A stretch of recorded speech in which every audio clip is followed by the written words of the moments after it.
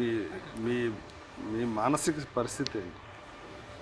Actually to be honest, నిజంగా చెప్పాలంటే అంటే ఫుడ్ లేదు, వాటర్ లేదు. అంటే వినే వాళ్ళకి ఏదో అనిపిస్తుంది కానీ అప్పుడు ఏం లేదు sir. I was 20 years old. ఒక ఫైర్ ఉంటుంది కదా, తిరిగి వెనక్కి వెళ్ళాలని లేదు. ఫైర్ ఉన్నా కానీ సార్, అసలు ఫుట్పాత్ మీద పొడుగుని 13 రోజులు ఫుడ్ లేకుండా, వాటర్ లేకుండా ఉంటుంటే ఏంటి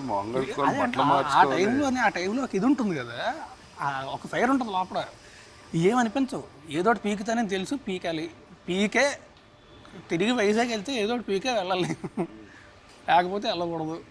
సో అదే ఉంది అంతే. ఏదోటి జరుగుద్ది నాకు తెలుసు, నా టాలెంట్ ఉందని నాకు నమ్మకం ఉంది. వెళ్ళిన తర్వాత ఆయన ఇదే అన్నారు, అరే నువ్వు లేకపోతే ఎక్కడో సెటిల్ అయిపోతున్నారు, నువ్వు బాగుంది కానీ అన్నదే బాగుంది, ఉండు రాద్దాం. అప్పుడే నాకు రైటర్గా ప్రమోషన్ ఇచ్చారు. ఆ రోజు నైట్ సో ఫుడ్ తీసుకొని బిర్యానీ తెప్పించారు. ఒక పిచ్చోళ్ళ తిన్నాను నేను. చూస్తా ఆయనకి అర్థం కాదు, ఈడేంటి ఎలా తింటున్నాడు అని. ఆయనకి ఏదో ఆయన అడగలేదు, ఆయన ఏం అడగలేదు, కానీ ఆయన తేడా కొట్టింది, ఏదో తేడా కొట్టి అప్పుడే అరే ఈరోజు నుంచి నువ్వు సినిమాకి రైటరు అని చెప్పి నా జీతం కూడా పెంచి, ఆయన నన్ను ఇంకో 4 రేడియోస్ ఉంటారు అందరికీ కూడా ఆయన ఒక ఫ్లాట్ చూసి అక్కడ పెట్టి ఈ took extreme care of me after that. పరుపు కుక్కర్ తెచ్చుకున్నారా? పరుపు కుక్కర్ తెచ్చేసుకున్నారా? పరుపు అక్కడే వదిలేసాను, కంప్యూటర్ ఒకటే తెచ్చుకున్నా, పరుపు కుక్కర్ అక్కడ వదిలేసాను. In the hills, up the street, down the valley, by the sea, palaces and high streets, countrysides and SCZs. We've been here, we've been there, Veka's been just everywhere.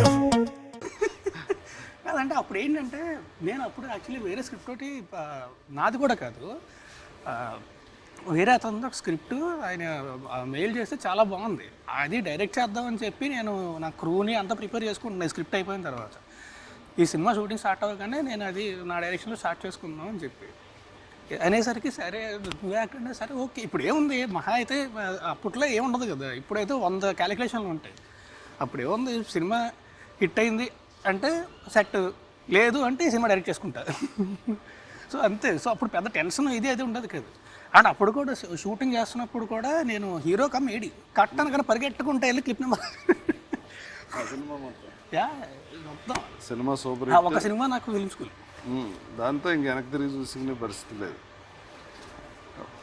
ఇప్పుడు మీకు ఏదైనా ఒక emotion వచ్చినా, దేనికి వచ్చినా, ఏదైనా ఒక మాట చెప్పినా వినాలన్నా మీకు ఎవరు మాట వింటారు? మీ మాట వింటారు, అందుకే మీరు చాలా జాగ్రత్తగా చెప్తారు.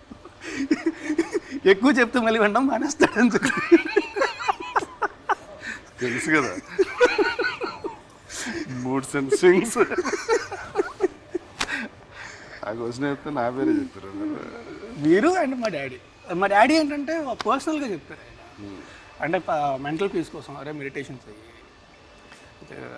ఒక హిప్నోటిజం మీద ఉంటుంది విను, అది వింటూ పడుకో, అదే కొంచెం మెంటల్ పీస్ ఉంటుంది, ఇలాంటివి చెప్తూ ఉంటారు తప్ప ప్రొఫెషనల్గా అసలు ఆయనకేం తెలియదు.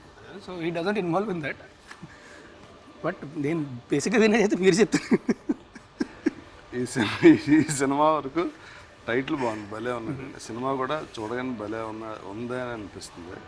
ఈ సినిమాతో కమ్బ్యాక్ అంటే ఇదే ఫస్ట్ సినిమాలా అనుకుని ఫర్దర్గా మీరు హీరోగా మీ ఎఫర్ట్స్, మీరు సెలెక్ట్ చేసుకున్న సబ్జెక్ట్స్ ఇవన్నీ కేర్ తీసుకుని.